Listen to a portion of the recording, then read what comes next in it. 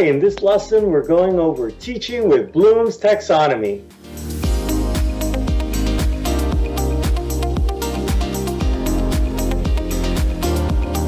Hi, we're RT course experts and we help creative online course teachers with their tech.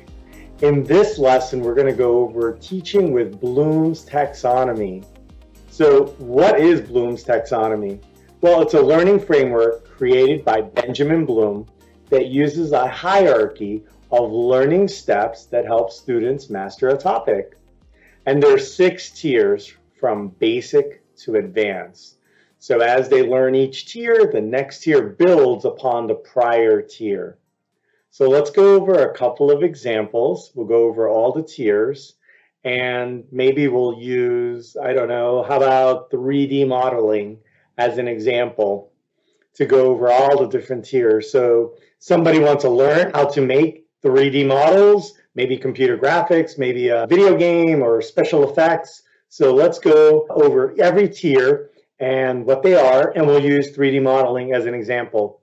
So first of all, they need to remember the knowledge, right? So they need to be able to define, recall basic concepts about a topic. So this is like learning all the words and terms. So in 3D modeling, they would be learning shapes like, hey, this is a sphere and this is a polygon and a cube and all the different essential elements that they would use in 3D modeling to create an object.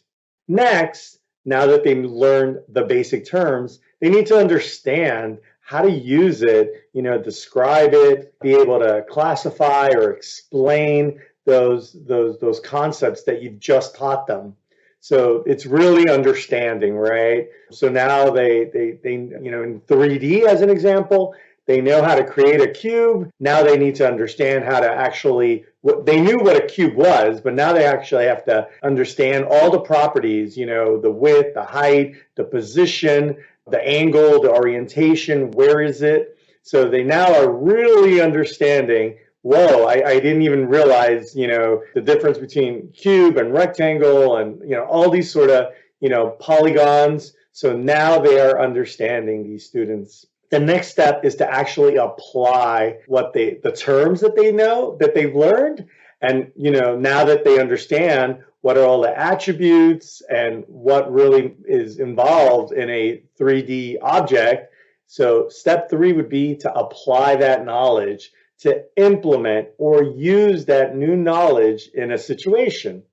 So in our example, our students would be in a 3D program, maybe Maya or Max or something like that, and they're actually creating objects. They're putting them in the space. They're choosing the right tool to create those objects, and they are applying and implementing what they've previously learned. They're creating a shape. They're positioning it, they're setting up all the attributes.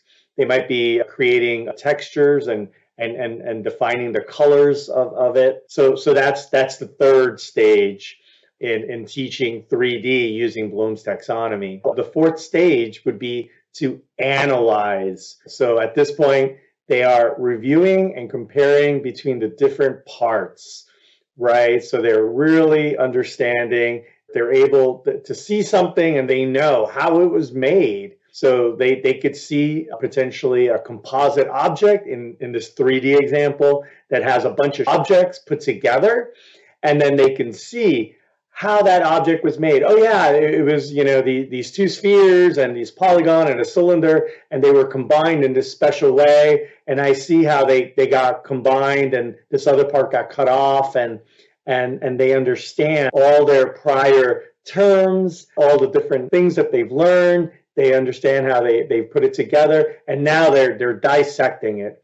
So that's the next stage in Bloom's taxonomy, is to really be able to analyze. The next stage in Bloom's taxonomy is to evaluate. That's where a student can judge and maybe argue about the different techniques. In this 3D example, they might be able to say, oh, I could have done it this other way. Instead of combining these 2 objects, I would have taken this first object and stretched it out or reshaped it. That's another way to achieve the result. And it may or may not have, better or worse options.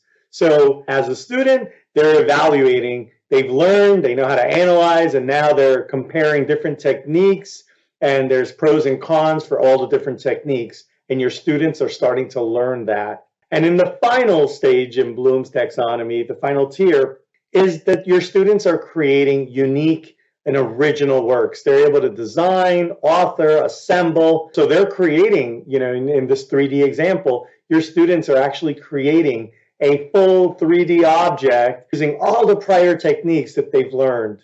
So that's it. So that's how you would use Bloom's taxonomy. So we would think about that, maybe how we're structuring our curriculum. Maybe this particular course is heavily focused on the first few phases. It's not an expert course, or maybe it's kind of a broad primer on a topic and you're teaching different tiers. So think about, your type of course and how maybe the Bloom's taxonomy can help you structure your sections and then even lessons within each section.